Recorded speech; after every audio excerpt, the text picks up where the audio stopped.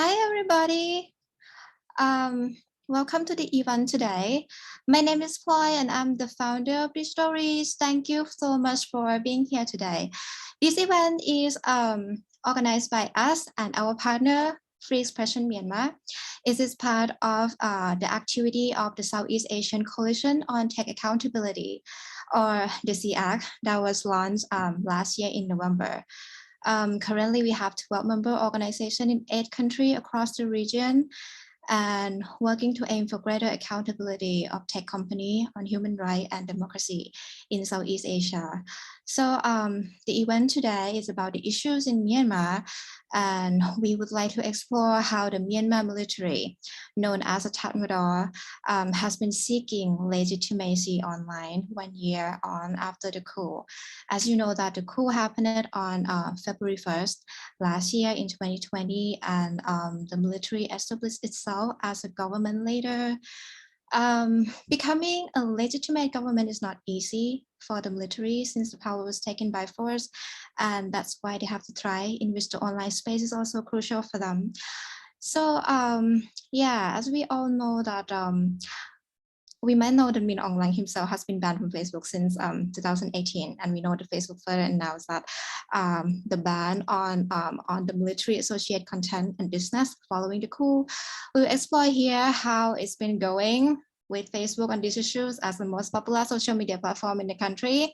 Also, following the ban, we have seen that some pro-military content appear on emerging social platforms as well, like TikTok and Telegram. And these platforms have been criticized for their unclear policy and inconsistent effort in handling the propaganda on that platform. Whether these platforms are going to be a new hub, we'll also explore it here in this event. And on that note, I would like to introduce our speaker here, Yin Yadanatian from our partner organization, Free Expression Myanmar. This event wouldn't happen without them. Aiden Mo, Myanmar social media researcher, Mo Min Kaur, whom I would go with Mo in this event, who is an ICT practitioner, and Kore, the head of Myanmar public policy at Meta. During this event, if you have any question, please put your question in the question box. This will be taken care by the admin team later. If you prefer any speaker to answer your question specifically, please state that in the question as well. Don't post the question in the chat box because it will be missed. Also, for security reason, we will not allow the raise hand feature here in this event. So anything that you would like to say and ask, please type it in the chat box or the question box. Yeah. So let's start with the first question with Mayin, actually. So yeah, thank you so much for being here. Since Free Expression Myanmar works involved with internet freedom, how is the current situation in Myanmar at the moment? And can people still freely access social media platforms like Facebook, Twitter, and YouTube now, since we know that the military has blacklisted some websites? Yeah, thanks for the question, and also thanks for having me here, and also, I'm really, glad to co-organize this kind of event with you. So yes, we write a Freedom of the Net report for the Freedom House. And in the 2021 version, we published in the last, I think, in October. So, it said that it was the worst decline in the internet freedom since the, global review was created. So why? Of course, we all know that the military seized control of the, telcos and also, a telecommunication regulator. This telecommunication regulator, previously they had some independence, and now military made a series of very opaque directives for them, and also threat to staff.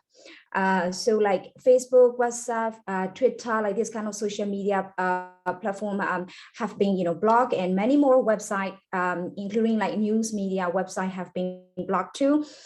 So now, and luckily it has been an anniversary of those blocks. And the military also like a draft a cybersecurity bill, which is a so-called bill, we call it, because like as we have already publicly announced that military doesn't have any power to legislate any law in the country.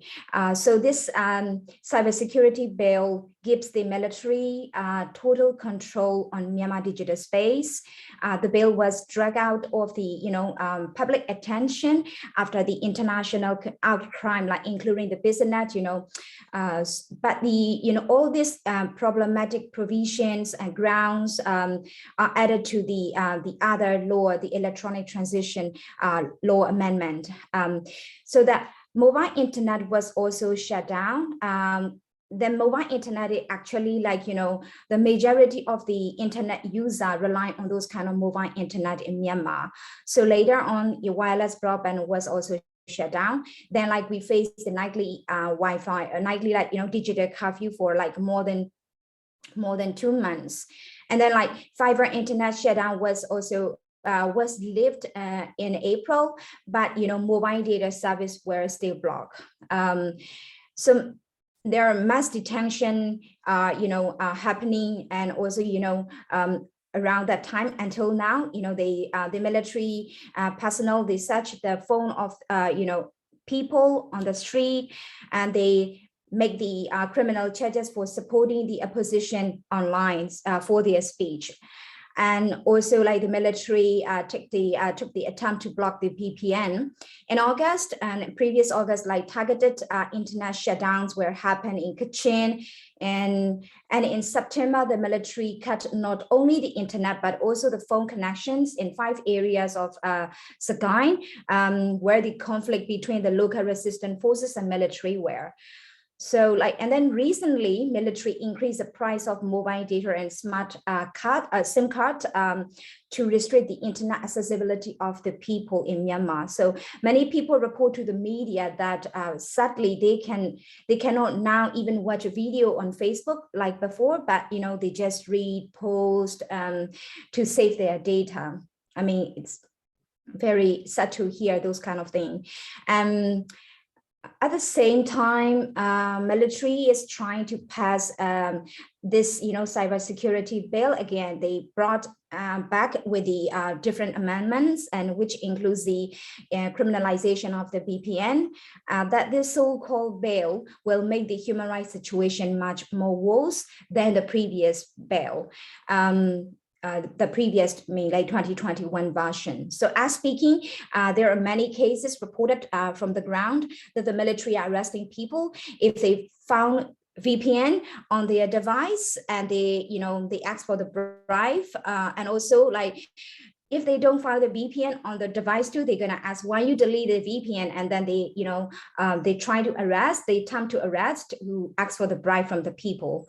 So to your question, people can, yes, still access to the internet, but not freely.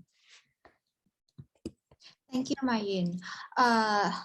Let me move to Aiden. So you are social media, Myanmar social media researcher. And based on your work, how the military has been using social media space to promote themselves, including spreading pro-military propaganda or other problematic content in the past 12 months, and what have those platforms been doing in response? Yeah, so military is using the social media platform as their main propaganda is before the coup. So they plan that they are making a coup, the reason of election fraud, but they already planned that all those kind of a narrative before the coups, the whole year for 2020. Since the March of 2020, they are already, making a lot of content about the entity, the National for Democracy government. We make a fraud in election.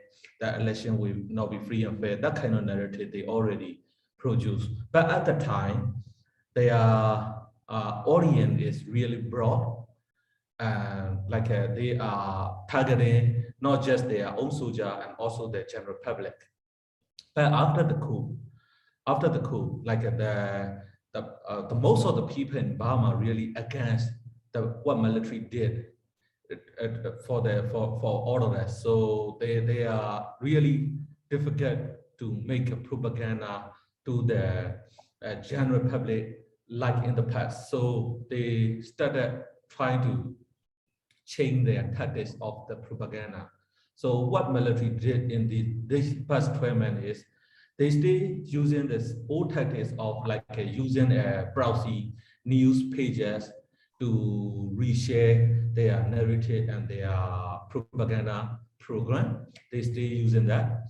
And also they try to create a fake Facebook account for each of the brigade in the country, military brigade in the country, like they order to, like all the brigade need to open one account, one Facebook account, and then become and need to friend with all the soldiers in that brigade, and that account reshare the propaganda from their the national media and also their own activity and the the orders from the military. So that is the one thing. So they are being very targeted to propaganda, to make a propaganda to their own people, own soldier, because of they have a gun. If they if they make sure they are not fleeing from the military, if they make sure they are not being involved in the CDM, they will succeed. They are thinking that way. But at the same time, they are not really given about the propaganda against propaganda toward the general public. They still trying to do it with opening a lot of different news pages. But Facebook, in the beginning of the coup, Facebook really removed a lot of their famous lobbyists from their platform. So that lobbyists are going to the new platform like Telegram. I will talk about it very specifically in the later. Thank you. Thank you, Aiden.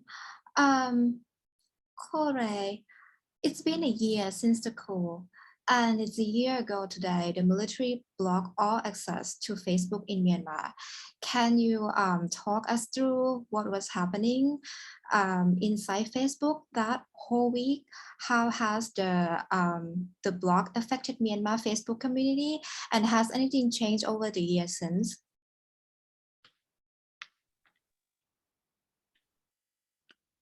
We've been working on Myanmar for some time, but right before the elections last year, and also during the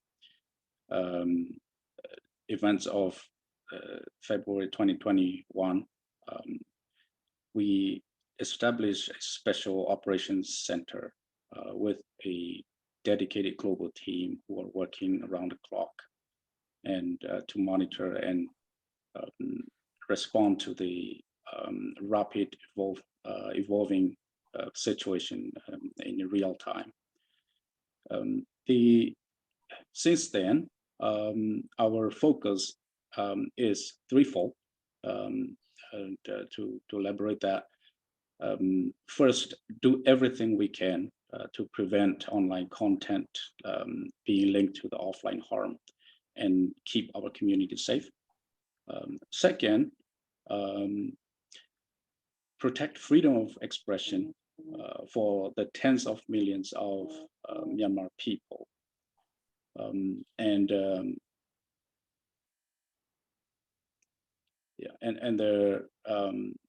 third, ensure that Facebook Messenger and other our family of apps stay online as a source of information and means of communication for the people of Myanmar.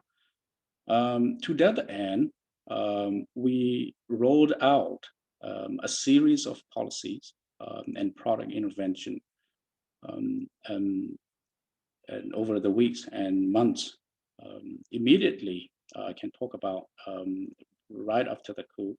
Among the earliest steps we took following the coup is military content demotion, which later first we demoted all the military content significantly, and then shortly after that we removed the military presence entirely. And then that followed by launching of repeat offender account demotion, as the name suggests. That does is we reduce the distribution of content from accounts that are repeatedly violating our community standards. We also launched a lock profile, as you may know, that allows the users in Myanmar to toggle in one click and turn their accounts to friends only, and only allow friends to see post, personal profile, and profile information. And that followed by privacy check push, which urge people to go through their privacy setting and make sure they are aware of what information is available to people or not, and making sure they are aware what steps to take in relations regarding their privacy. And another important thing I want to mention here is we also launched during those times. We also launched policy that prevent and remove content that call for violence, praising violence, and advocating violence. And that we will remove, for example, content that praise, support, substantively supported the expressive or explicit reference to crimes that violence committed against civilians, security forces, basically anyone, and we will remove that. So that, and also finally, we also designated two organizations, Myanmar national organizations, and Pew Salty Myanmar National Organization was designated as a hate organization, and then Pew Salty, and months later, followed by Pew Salty, we designated them as a criminal organization. And finally, we also step up and enforce the enforcement of outing risk, which is any outing of people, outing them as members of CRPH, member of NUG, member of Tatmadaw, or terrorist organizations or EAOs, that put them with their life at risk. So we also remove those kind. So we took several steps, but these are examples of the step we take immediately after the coup, and weeks and months follow that. Thank you. Thank you, Kore. That's very interesting to know. Let me move to Mo.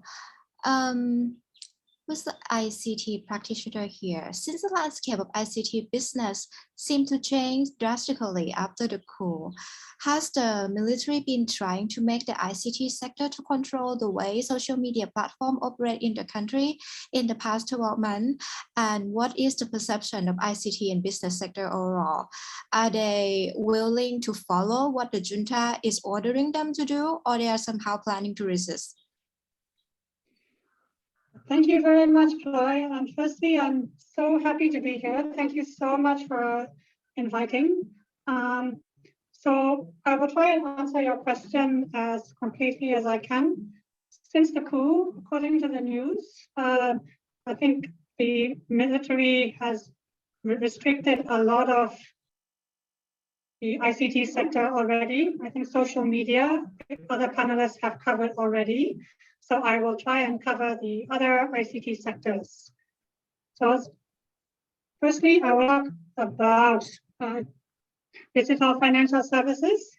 So on these digital, according to the news, the digital financial services providers have been asked to provide transaction information, and they have also been asked to close the accounts. The military is actually finding out where these numbers, which accounts to close, mainly because of these numbers are shared on social media. People go on social media and say, please transfer KP or wave money to this number to donate to NUG, CRPH, PDF, etc. So that's one way that the military are finding out which accounts to close, and they just send an order to these digital financial services companies. Another is that they are tracing transactions from banks and mobile money platforms to find out who is transferring money to these blocked accounts, and then they are closing those accounts as well. So both the receiving account as well as the sending accounts are being closed. If we look at telecoms, a lot of things are happening there as well. Probably the most or the biggest impact are happening over there. So shortly after the coup, there was a full shutdown of internet, of course. The objective was to stop social media. And then afterwards, the military started to open some websites, but they are still trying to stop social media. There's also a lot of surveillance that are here. That is why the Telenor had to leave the country. And Yin has also mentioned earlier that the prices had increased. Also in the tech sector, I know of some local tech companies that are being investigated because they are accused of helping to develop website and application for the protesters. So it's very difficult for the ICT sector during the coup period.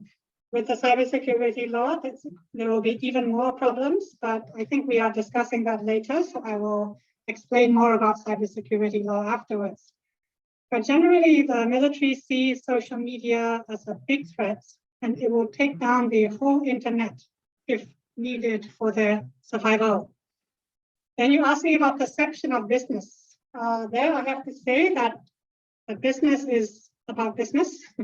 It's not about politics. It's not about freedom of expression. So really businesses will only speak up if their business is threatened in some way. So what I mean is that businesses don't really care who is in charge of the country as long as the company and the economy functions well. And that is why, and I'll cover this later as well, as civil society and media, it's important to hold businesses to account. And I will cover that very soon. But the ICT business sector is very worried because of the coup, because they cannot function normally. That is why there was a very strong resistance to the cybersecurity law from MCF and UMFCCI. It's not because of politics, it's not because of freedom of expression, it's because they are worried about the cybersecurity law and also the coup's impact on the economy and the impact on their businesses. So then you asked about whether they are planning to resist. They will only resist if two things happen. Firstly, that the objective of the people and objective of business are the same. And secondly, if their own staff are not threatened. Okay, thank you very much. Thank you, Mo. Let me ask Aiden after this. So based on the last question, we know that the pro-military propaganda has expanded to emerging platforms like TikTok and Telegram. Can you please share with us how these emerging platforms have been used by the military in details? And are there any other emerging platforms that we see the pro-military propaganda has expanded to as well? So before I talk about the Telegram, I little bit need to recap about what Facebook did to them.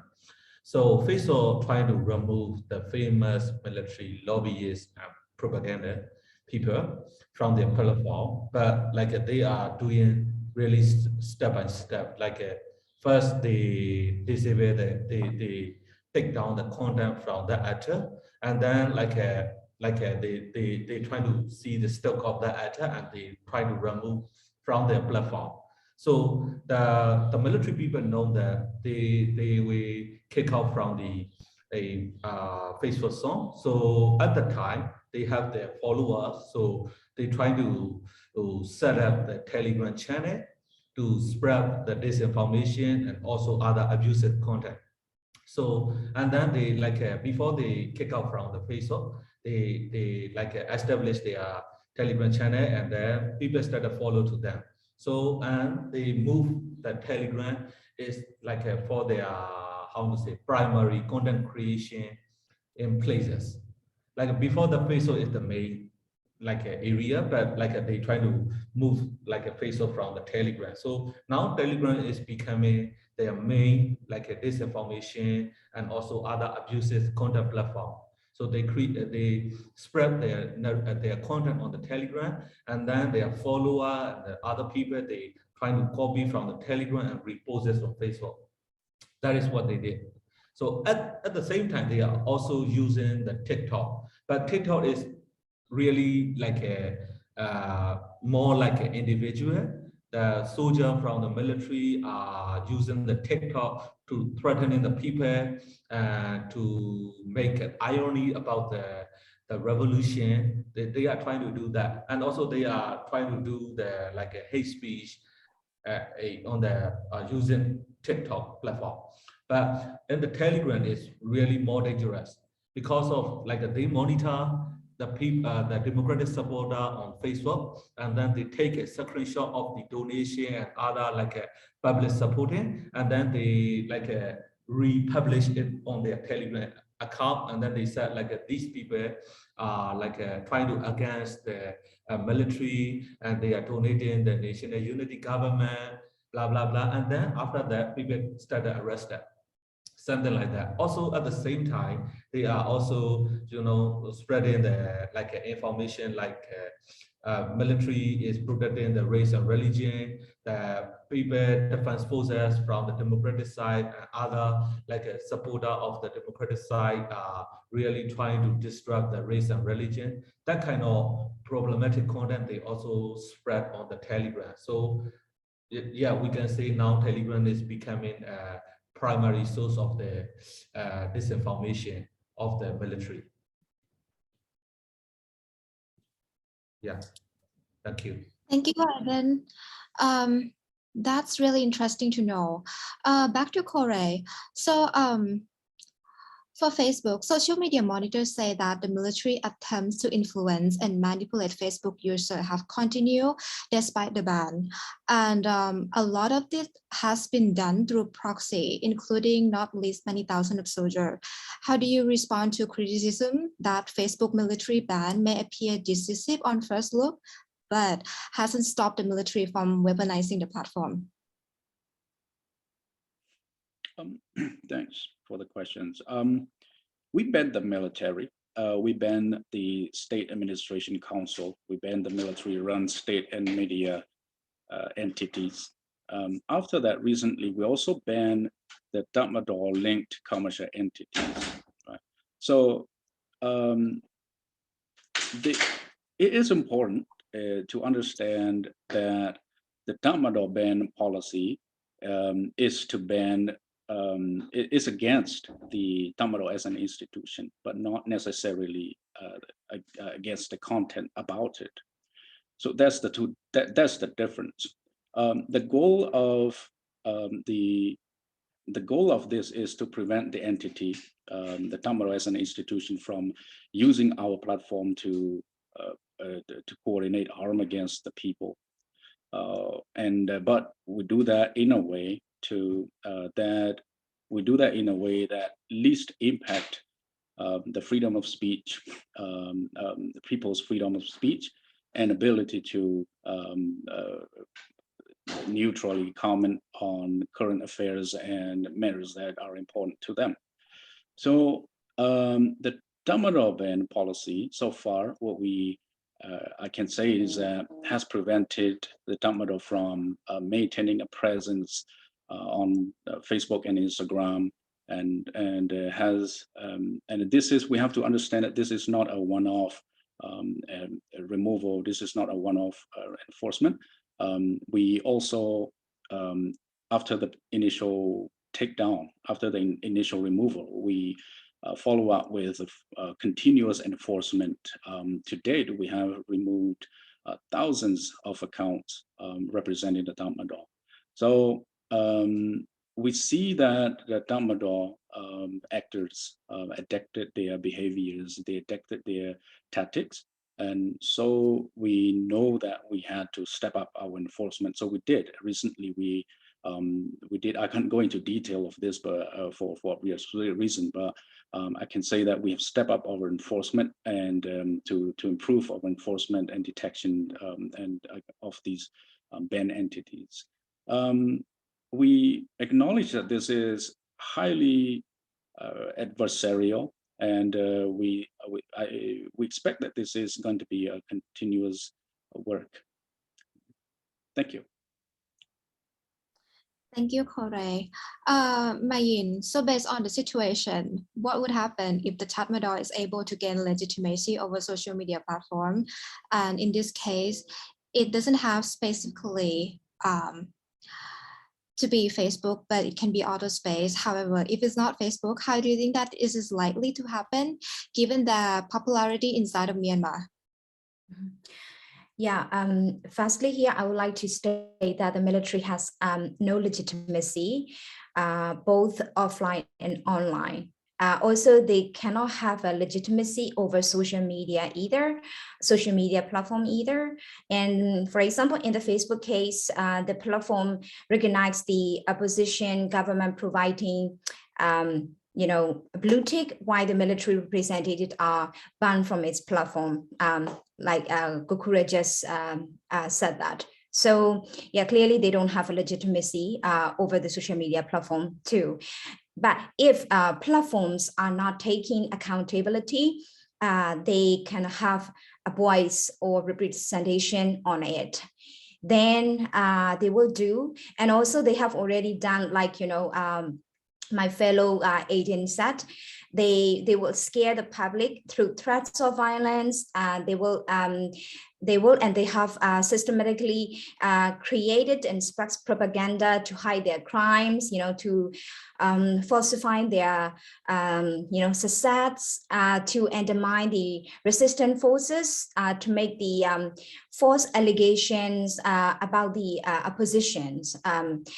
And also, like they have encouraged intolerance and incite hatred.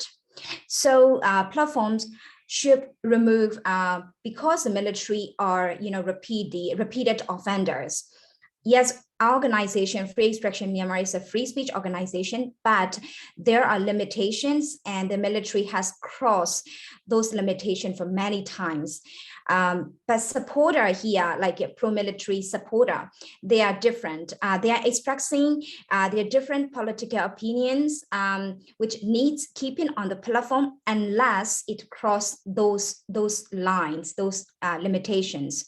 So, and then here for your the last question, I don't really want to speculate which kind of like social media platform will likely allow the voice of military, which already breach the limitation of the free speech principle. But I would urge them, all social media platform, to take accountability as they should do to protect our human rights and democracy of Myanmar people. Thank you, Mayin.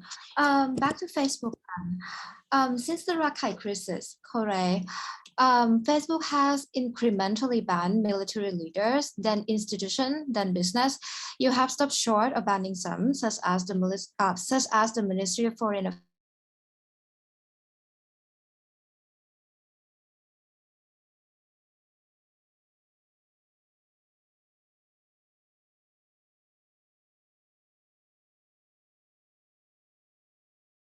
Since they might move somewhere else. So how does Facebook decide who can and cannot have a voice? How do you draw a line between information that is and is not in the public interest? And how do you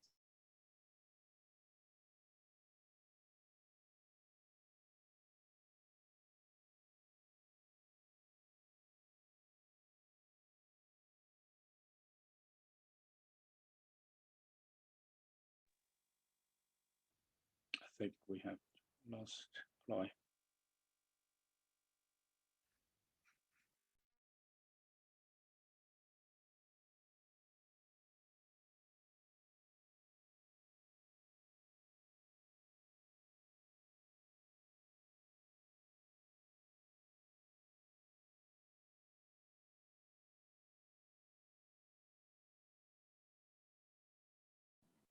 I'm back, sorry.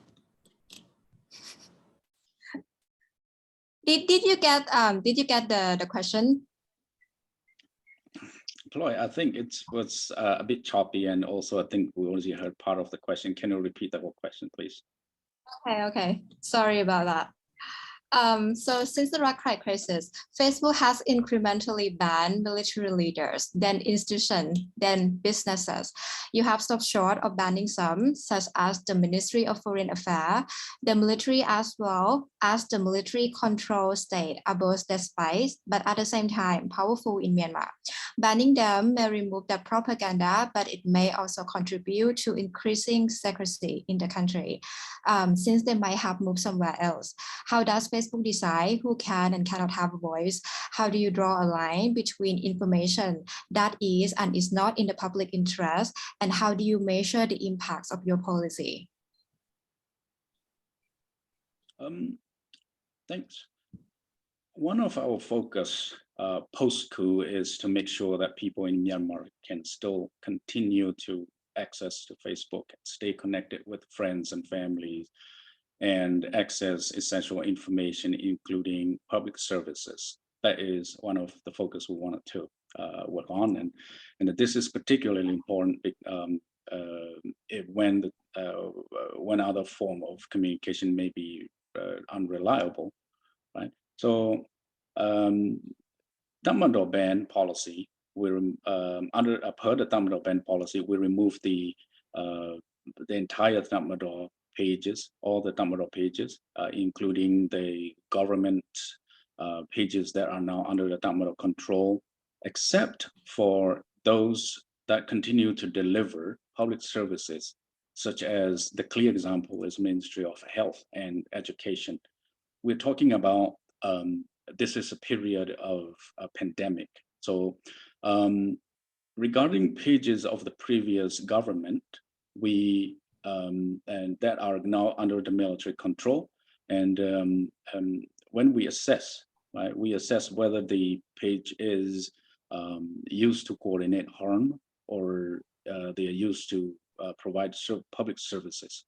That is the main the main consideration that we use when we look at a page.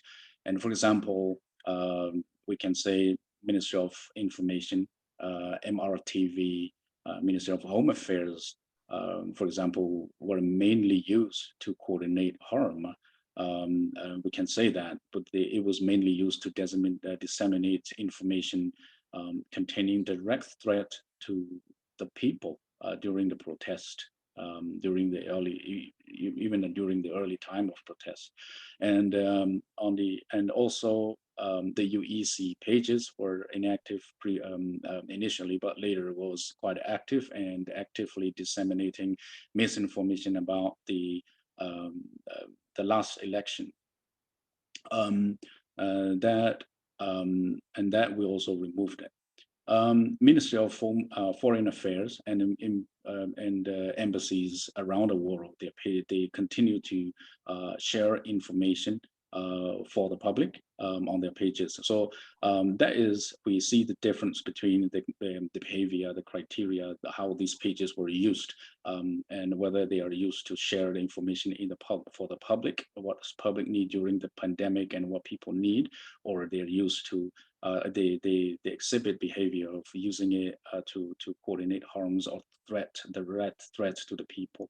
One way of looking at the impact of all of these policies we have is that by protecting people's freedom of expression, it will allow them to document human rights violations, share political opinions on the current affairs, and also share and access information that are important to them. We ban both military linked entities, military control media, and state entities. And then we also ban the military linked businesses. And by banning the military, this is making it difficult for the military to disseminate their propaganda, to coordinate harm against the people. It's making it more difficult for them. And also by demonetizing the military businesses, we basically demonetizing them initially, and then later we ban them their presence entirely, and then we keep the military businesses, prevent them from maintaining a platform, maintaining a presence on our platform, and using our platform to generate the revenues for the businesses, and then for the military, right? So and another, we can say that we also we're focusing on helping the independent media verify their pages, and also included in NUG and CRPH is now, this is mainly, this verification was mainly to make sure that these pages are authentic of these organizations, this said organizations, and then it helped people identify which page is authentic and what sources of which are a trusted source of information. Thank you. Thank you, Kore. Back to Aiden. Following what you said about the emerging platform, how potential do you think that TikTok and Telegram will become like a new hub for the military to spread propaganda and information disorder? Well, you mentioned about this a little bit already in the last question, but can you please like elaborate more on that? Yeah, thanks, Black. So Telegram is already becoming the main hub for the disinformation. It's how it look like is like let me see an example. It look like the same of face-off in 2012 to 2017 in Myanmar. So no regulation, no accountability, and no response. Mean like we try to report it, the problematic content to the Telegram, and there is no like a response from the Telegram. So they can produce all the misinformation and also another problematic content, whatever they want, and like they got a chance to disseminate that information to the other platform, but Telegram is no response. So Telegram is already becoming the new hub for the the information disorder and the propaganda. So that is what we are seeing, and that is really problematic if they are not trying to stop that. A lot of people will get suffer because of the platform. So that is one issue we are facing right now. So Telegram really need to respond on based on the needs of the community. That is the one thing we have to do it. So and second thing is not just it's not just like a static affecting the people. Thousands of people already arrested because of the military lobby from the Telegram platform. They already make a lot of threat, and also sometimes they are also posted photo of like activists and asking the military to take action, or the non-military actor to take action by their own own way. So that kind of things we are already facing. So threatening, spreading hate speech, spreading disinformation, that kind of things are already happening in the Telegram, and it is still more and more. So I can say Telegram is already becoming a information disorder places. And also the TikTok is also at the same, but like a TikTok is a little bit difficult to do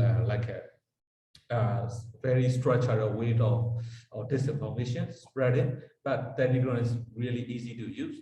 Because of the channel, they can use a lot of people can involve as an admin, and also they can produce a lot of content very timely. So yeah, Telegram is already becoming the new hub for the information disorder.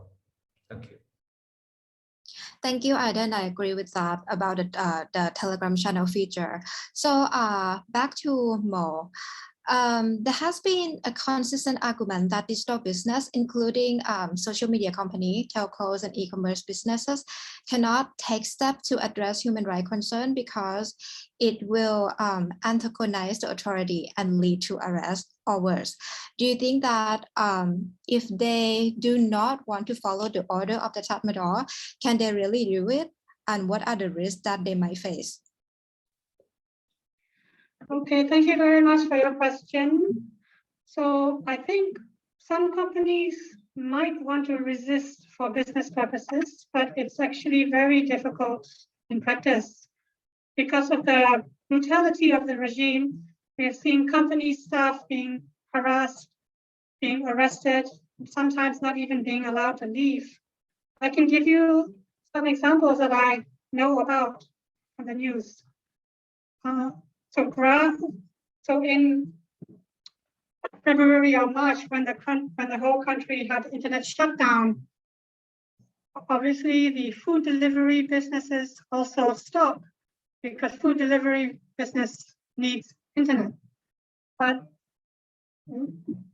I heard that Grab and Foodpanda was called into a meeting in Yangon, and the military officials were scolding them for not working anymore. When Grab and Foodpanda told them that it's because of the internet being shut down, they were told to function anyway. So that's one example that they're quite serious about making sure things keep running and that their orders are followed.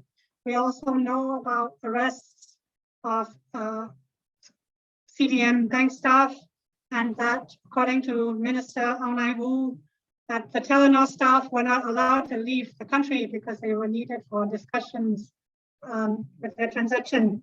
So what we can see is that the regime is very serious and that resistance will not be tolerated and that resistance will be severely punished. And these punishments will only increase if the cybersecurity law is implemented. And I will explain that later. But as a company, companies that have to follow the law actually cannot resist.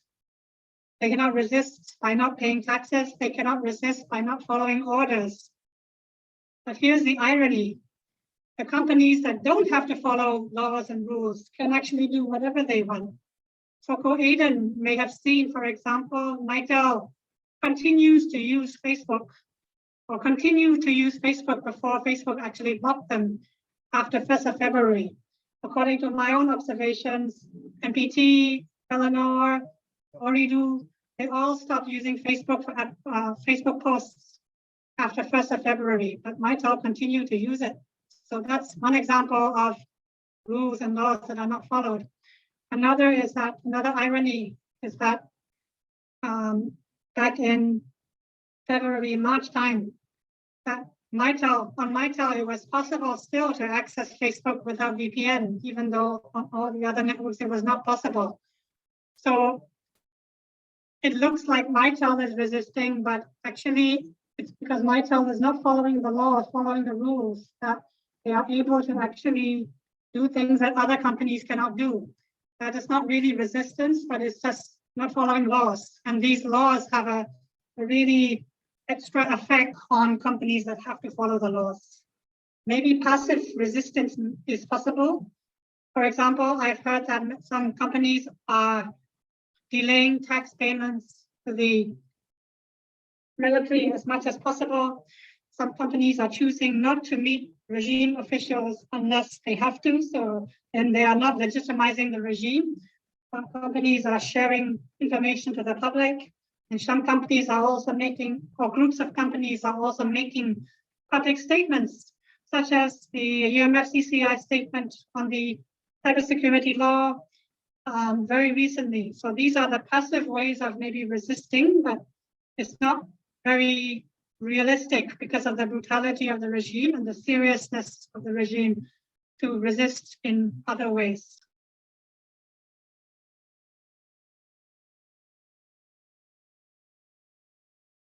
Okay, thank you, Mo.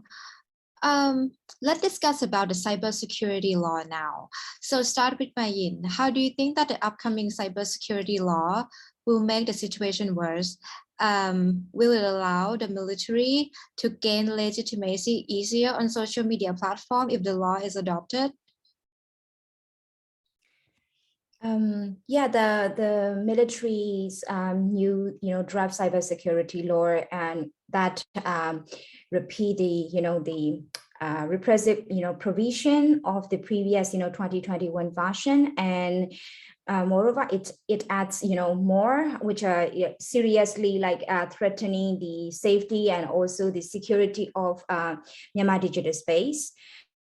So the current 2022 draft undermine the due process in Myanmar judiciary system. Prosecutor, for example, will not need to present electronic evidence of a crime in court, but a prosecutor could say that the evidence exists, but doesn't need to show to the court. The prosecutor evidence, would also come from the newly established, military control, this National Digital Forensic Lab, which stated in the bill. So this so-called bill creates more option for permanently blocking the social media and also website. Like I mentioned above, the earlier, the use of the VPN and the encouragement or the support to use the VPNs are also criminalized in this draft. So platforms like Facebook will be criminalized for hosting criticism. But here I would like to just clarify, don't confuse this with the defamation, because it is not even the defamation, it's just the criticism.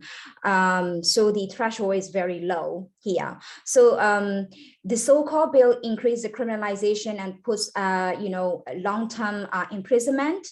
And moreover, the military will have all power to control these, private, our private data under the, law, so-called, law. And many people say that the military is, bluntly violating Myanmar people, human rights, through the violence and, laws, as such, this kind of law is not really needed for them to be able to do so. But in my understanding, and also my fellow Mo has already mentioned that, we have this kind of laws are really important because the private company cannot really resist the law. And, the law, this current bill, if it's passed, it is very dangerous because it removes the courts, it removes the needs of the evidence. Importantly, the law will be on the books for many years. And then, the military will use it every time they want to punish an opposition person. So this bill will hugely, deteriorate our life and our human rights if it's passed. So this, bill will surely have an impact on the platform, but when it comes to the military's control, it will mostly depend on how much those platforms care our human rights comparing to their business. Thank you, Mayin. Then, how do you think the cybersecurity law would have impact on social media platform accountability to protect democracy in Myanmar and prevent the junta from gaining legitimacy? Are there anything that we should particularly pay attention to regarding the situation? So since the coup, like a military trying to cut off the information for the general public. First, they shut down the internet and shut down the mobile internet, and then after that, they try to increase the price of the mobile internet and also other wireless internet. So my colleague Mayin already mentioned that in the past, in the beginning of this discussion. So the intention is pretty clear for us, it's just to oppress the people, not to protect the people. So it's pretty clear. So they will definitely use that new law to oppress all the to oppress the freedom of expression and to attack the democracy. So for me, it will pretty clear to impact the user of the the Burmese people. So Burmese internet user, it will definitely impact. It will put a lot of people to jail. But for the platform issue, I think it is like the platform, like that mega platform like Facebook, really need to answer that question, because of like it is really based on their response. Because for the people like us, we really need to against that law, because of we already pretty clear the intention of the law is to oppress. So yeah, so we for the people like us, we really need to document all the things, and we really need to advocate all the accountability mechanism. Because of military, we use that to arrest more people, to shut down the internet, that for that kind of things, you know. Thank you. Thank you, Aiden. For Mo, how do you think the cybersecurity law would affect the ICT business? And do you think access to social media will be worse if the cybersecurity law is adopted?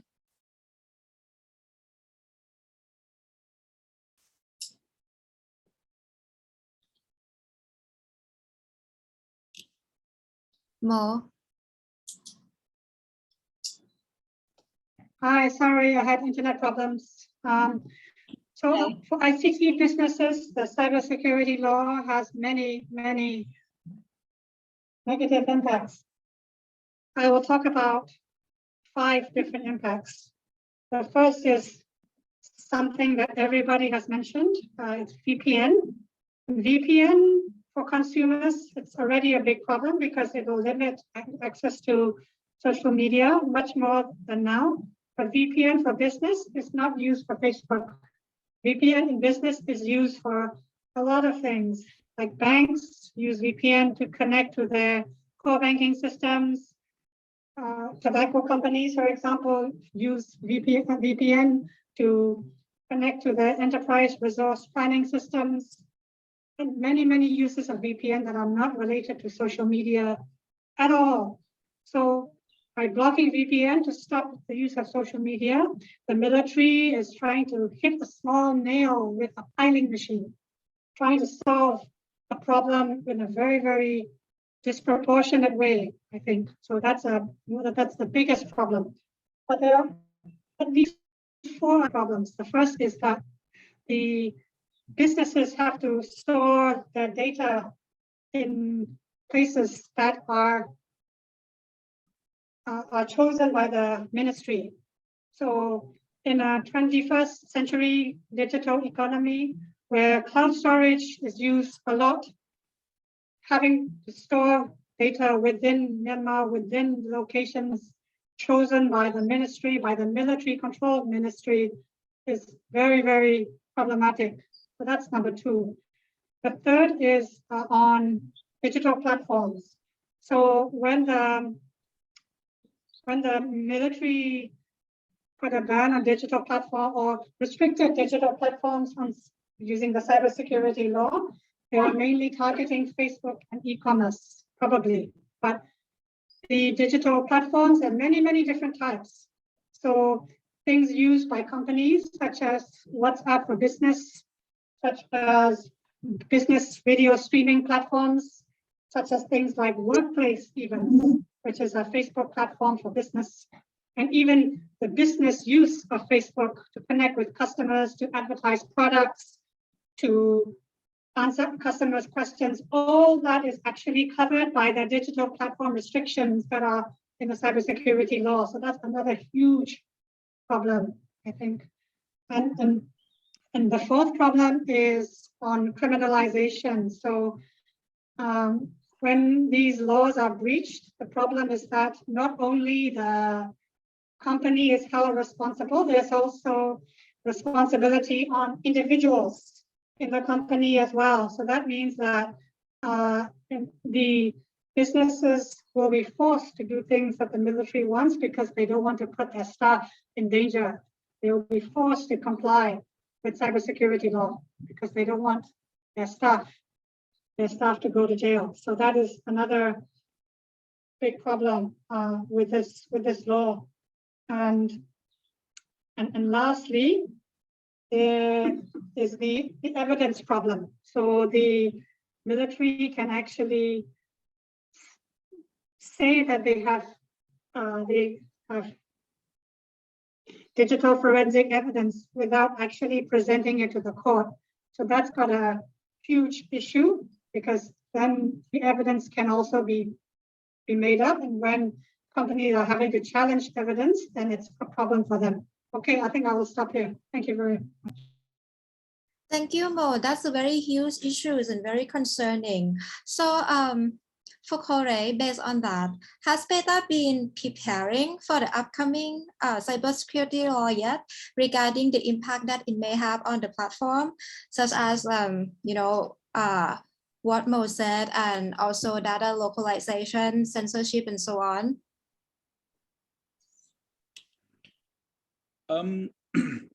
We are aware of the latest version of the cybersecurity bill that was distributed to a limited number of groups in the country.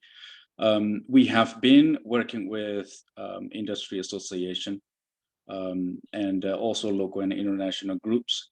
We have voiced our concerns. We have provided our input to them, and particularly we highlighted the impact of this bill going to have on small businesses and services relying on our platform, and also on the general users in the country as well. I don't have much detail to share with you into this, but what I think it is important to know is that we, regardless of what happens to with this law, passed or not passed, that's not going to change our policies or our operations in Myanmar. Our focus of keeping our community safe, our focus of protecting the freedom of expression of all our users in Myanmar, and it's going to remain the same. And yeah, thank you. Thank you, Corey. Back to Aiden. What do you think are the steps that we should move forward as a civil society for social media platform to have greater accountability to prevent the Tatmadaw to gain legitimacy over power that is not even theirs in the first place? So for the civil society side, we really need to continue monitoring of the monitoring and documentation of the evidence of like a platform being abused.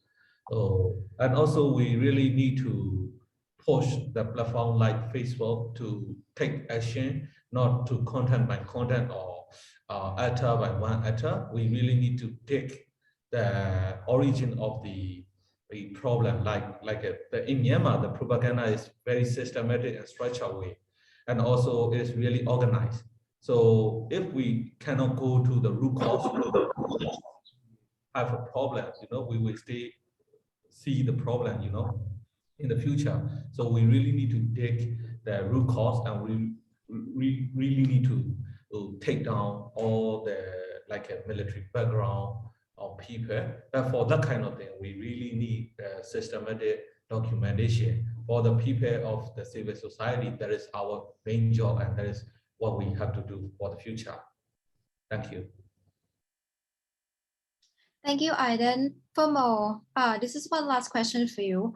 What do you think are the steps that we should move forward? What do you think are the steps that we should move forward to as a civil society in order for the ICT sector to have greater accountability to prevent the Tatmadaw to gain legitimacy?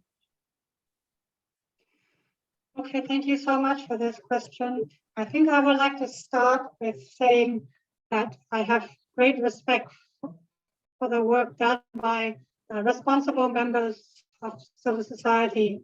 I think it's important for civil society to continue to hold the companies and the military to account, to make sure that they follow international standards and to be as responsible as possible, even in difficult situation today. I think it's important for civil society to focus on all companies, not just specific ones. That includes local company and also international companies from all countries, whether it's direct, whether it's through their Chamber of Commerce, whether it's through their embassy, to target all companies that are breaching these international standards and that are legitimizing the military.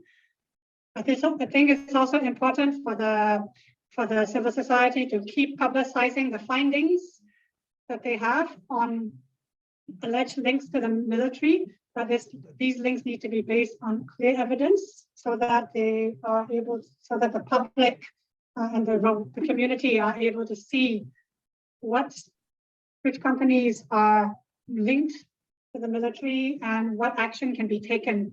I think civil society also needs to make sure that they educate their users, their beneficiaries, to stay safe and make the right choices in where they spend their money as well. Thank you very much. Thank you, Mo. For Kore.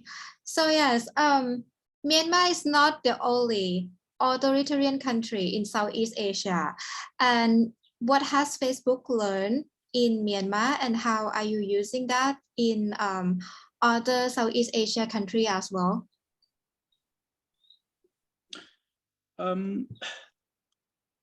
For this question, my specific area of focus is on Myanmar. So I am not able to speak in detail about our work in other countries, but what I can say is that we take the learnings from other countries around the world, including Myanmar, and we apply them in similar settings.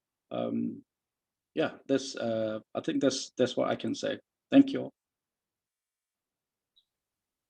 Thank you, Kore. So, Mayin, as an organizing partner of this event, this is the last question. I would like to ask you to address this situation following this question. It's important for the Myanmar military to gain legitimacy on the online platform after they establish themselves as the government of the country. And of course, social media is a crucial place to do that. Do you think the platform have done enough to prevent the military to gain what they want for both existing platforms that are mainstream like Facebook, Twitter, and YouTube, and emerging platforms like TikTok and Telegram? Yeah, the short answer is no. It's not. They haven't done enough, to protect our democracy and also like to prevent military's attempts to gain legitimacy, on their platform. There are like 4 issues I'd like to raise. Firstly, there is still censorship of legitimate political expression from public. So here we got to remember, and at this coup, the situation is so critical and so extreme. So like people, political opinions, and also related expression are also going to be extreme. There are many reported cases where some users got banned because of the word, for example, like, dead, they in Burmese, and kill, like that in Burmese. So their political expression are like, military dogs were dead, they just cheer up, and they'll say like, oh, we went to kill those dogs. So when they use this kind of like dead, kill in Burmese language, they got banned. This issue, first issue. And secondly, the conflict between the social media platforms rules and public interests needed to be solved. For example, like there are still issues like removing content, showing dead bodies, or like information published from the opposition M groups, like this kind of thing. So those contents are likely to be political and they are public interest. But the rules of social media platforms require to remove them. So there are conflict, and that conflict should be solved. Thirdly, serious risks from the most subtly, organized military activity, that also, require real investment to stop the real investment. For example, like from thousands of soldiers who are posting propaganda, and like my fellow Aydin has already mentioned that, those propagandas are really systematic. So we need a very systematic and real investment to stop. And the fourth issue is some platforms have not committed, or they're not even trying to address the military abuse. So some platform, for example, Telegram, do not even answer our civil society's call. So having said all this, I would like to mention that we should never forget and never, deflate the blame, from the military. Social media and telcos may contribute to facilitate or ignore human rights violation, but the principal actor responsible for the crackdown on Myanmar's digital space is the military. Thank you, Mayin. So that's the end of the speaking session, and we now are going to move to the Q&A. So I've got the list of questions here. So these questions are not specific to any panelist, but please let me know if any of the speaker would like to take this. So the first question, what's the public reaction after the recent visits of ASEAN chairman in terms of media freedom? Anyone?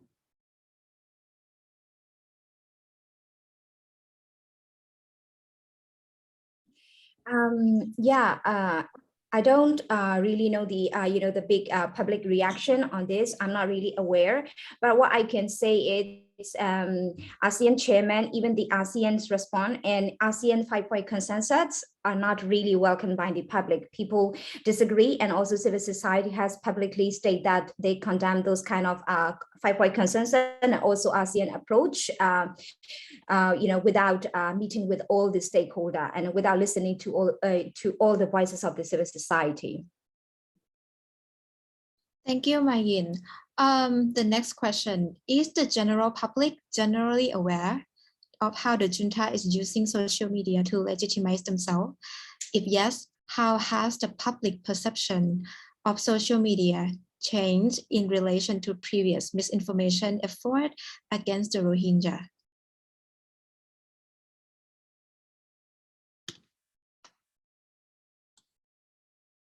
Aiden, you want to take this?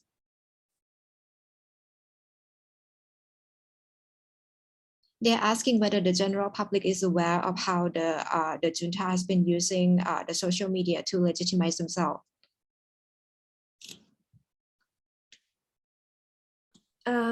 Yeah, if I may answer, I think there is a public awareness that, how military is using to gain their, using the social media platform to gain their legitimacy. People, that is why, not previously, we only civil society working on digital rights issue, this kind of people have this kind of awareness, and because they do research, monitor things like that. But right now it was so obvious, and people started got the awareness about the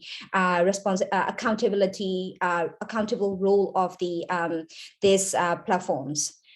So people, not only the civil society, but also people start, general people start talking about it. Thank you, Mayin. Aiden, you want to take this as well? So no, or no? Aiden? Sorry. Yeah, you want to take that question as well about whether the general public aware of how the junta has been using the social media to legitimize themselves? Sorry, the general public is already aware of the junta is really trying to use the social media to legitimate themselves. That's why the general public trying to do a reporting campaign against the military, all the military assets like the Myawaddy and also the MRTV, that kind of like a national media platform. They try to remove from the most social media platforms. That's why people are trying to do the reporting campaign. So general public is already aware that kind of things. Yeah. Thank you, Aiden. For the Rohingya issue, it is a little bit different. In the past, especially in 2017 and 2018, the general public is really a belief and trust of the National League for Democracy, the NLD government, and also the NLD government is really belief of the all of the military narrative. The current National Unity Government Prime Minister Manwan Kaitan, he already declared about that situation, what they are facing in 2017. So they said they really stupid and believe of the military narrative at that time. So that's why, like at the time, military is not propaganda. It's not just propaganda. The propaganda is not just done by the military. The state and also the state that are like the National League for Democracy government, they are also echoing of the military narrative. So all the how can I say it in English? All the mainstream information sources echoing of the military narrative against the Rohingya, and the people really believe it. Now people really does not believe what military say. Even though it's the truth, they don't believe it, and they really want to against it, because the hatred against the military is really deeply, how to say, it's already like all of the people in Myanmar cannot accept these military anymore. They are the fascist military. They just war for the general, and everything they can is for their own interest, for their own profit. That's why people are really trying to against that. So the situation is really different in rather than 2017. Thank you, Aiden. I think this question are more for Corey. So the first one is, do you have any new privacy policy for social media user during the coup?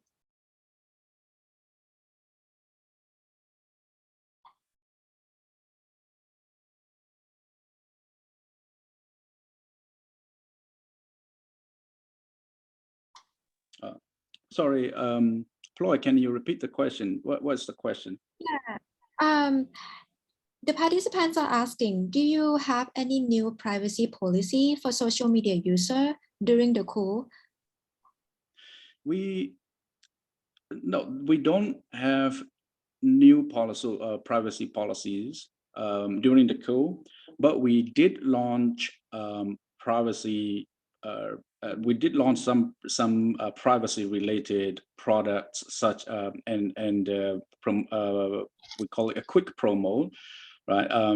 Like pushing and reminding people to go and check their privacy setting and make sure that the information, the profile information, are the way they want it to be, and make sure that all the information they are aware of what their information are available to who, right? So that is more about reminding people of what their apps and their accounts are at in terms of privacy, but does not have nothing to do with privacy policy. We did not have a privacy policy, new privacy policy. Okay, and do you have any other future plan or policy for freedom of expression after the coup? It's still our plans. Since the coup is, like I mentioned earlier, it's just the three prong is to protect to keep our community safe. One, also to protect the freedom of expression. And then there's a second, and the third is to make sure that we do everything we can to keep our services available to people. That is the three prong that is gonna stay until now, and we have no plan of rolling out new policies yet. Mm-hmm. Okay, thank you very much. And one more question. Facebook is also used for social shaming campaign. How is Facebook dealing with pages that make social shaming activities? We do have community stands that prohibit a wide range of harmful content, right? So such as hate speech, including hate speech, including bullying and harassment. What you mentioned, social shaming, is maybe it's more about bullying and harassment. And when we are become aware of them, we will remove them. And yeah, last year October, we announced an expansion to a bullying and harassment policy, right? That helps protect people from mass harassment and intimidation from multiple accounts. So we also significantly increased the protection we offer to public figure, and also remove degrading or sexualized attacks. Yeah, we have more information about that on our newsroom, but you know, we do encourage people to report to us, and we do want to look at and review those kind of content, and if they are violated, we'll remove it. Thank you. Question to Mo. Some company like Telenor or Facebook talk a lot, and also people always target these Western company. But what about MPT, which is half owned by the Japanese? Why the Japanese business don't say anything? Why are they so silent, and why everyone ignore them compared to the Western company? Is it because Western company has lots of public relation, or is it about respect for human rights? I like that question because it's, so I think that there are two answers to this question. One answer is that I think the Western companies are easier to target because they have higher expectation from their shareholder. So they respond to pressure, and maybe Asian companies have less of that pressure. But as I mentioned in my recommendations for civil society, it's important to target all companies that are not respecting human rights, because the customers of MPT, customers of Mitel are all also very exposed because of the way that their companies are operating. So I think it's a very good question, but I think and it's a point that needs to be addressed.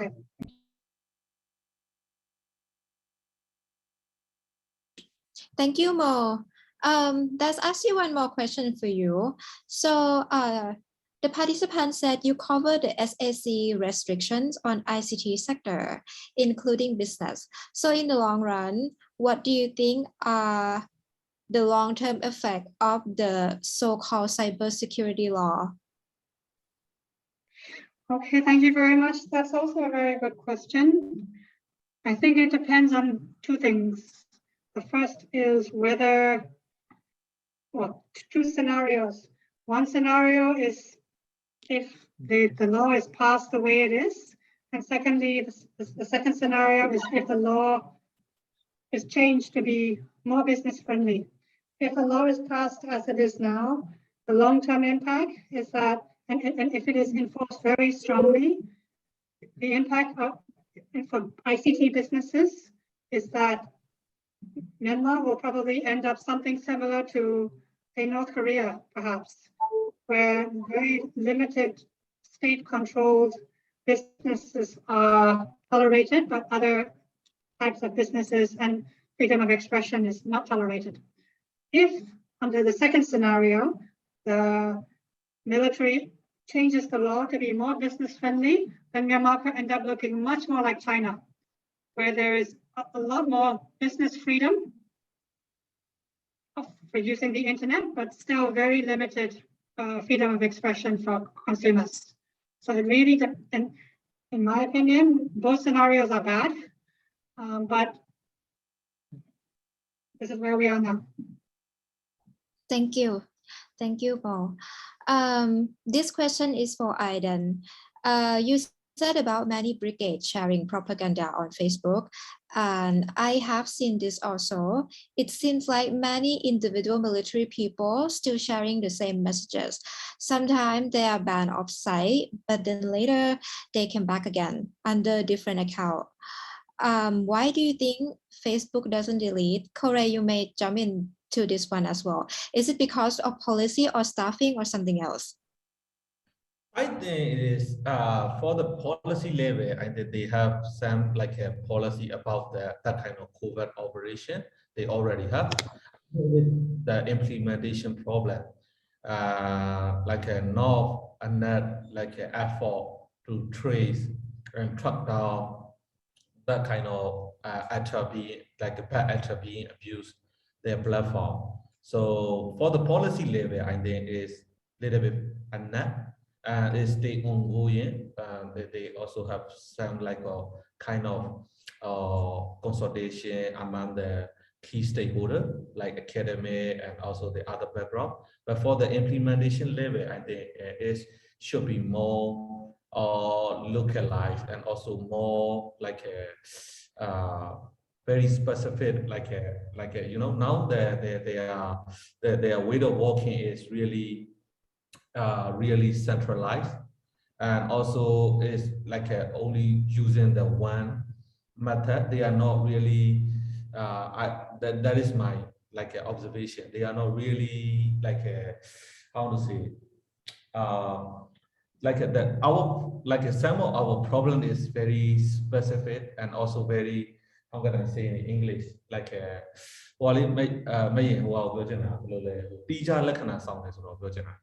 how can I say it in English?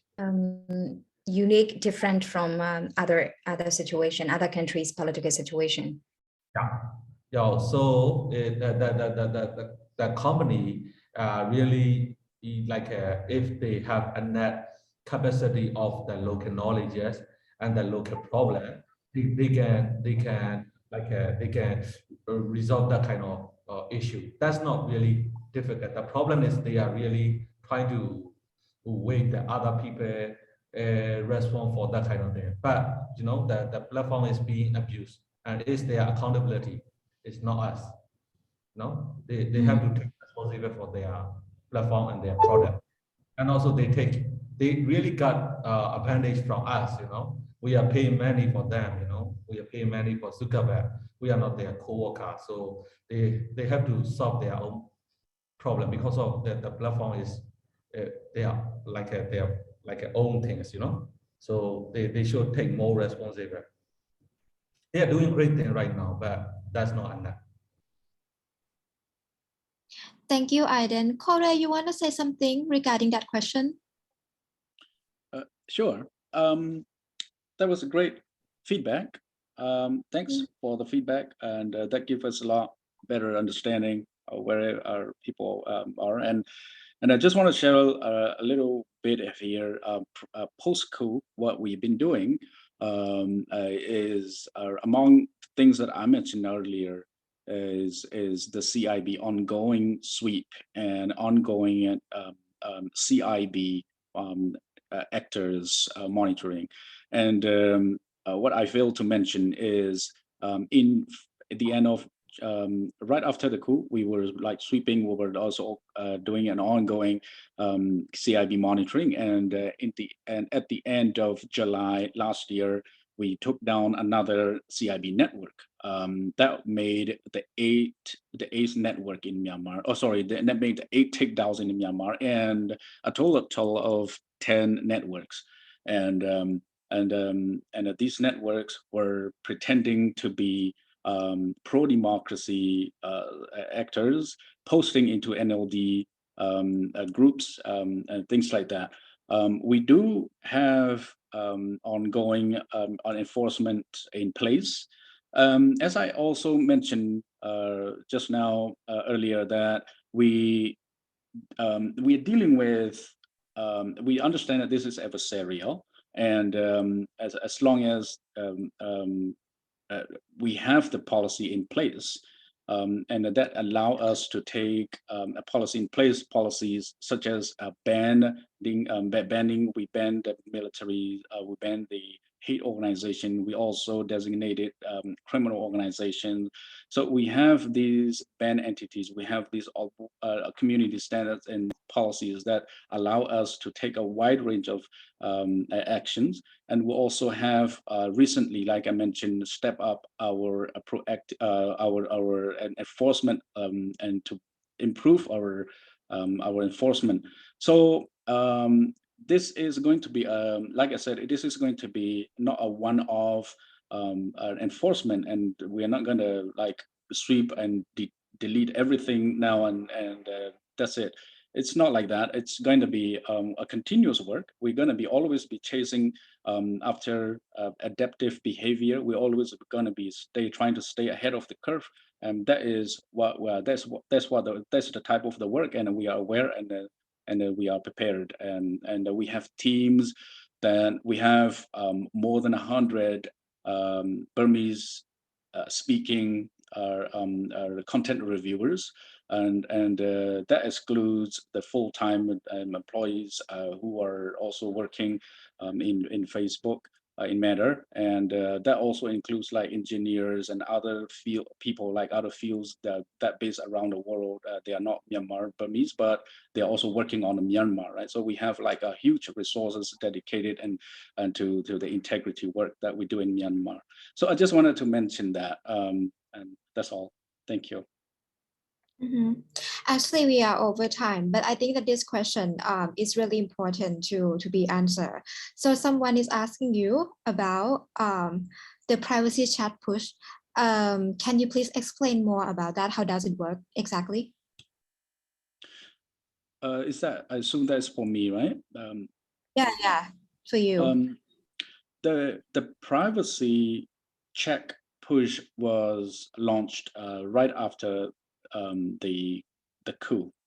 Internally, we call it a quick promo. It's a QP, but basically to the users, what they see is a reminder, a message reminder popping up on their user interface on their Facebook app, reminding them, and if they click, it takes them to a privacy check, and making sure that they have making sure that their personal and privacy settings, they are aware of what their privacy settings look like, and what they are aware of, what information are available to who.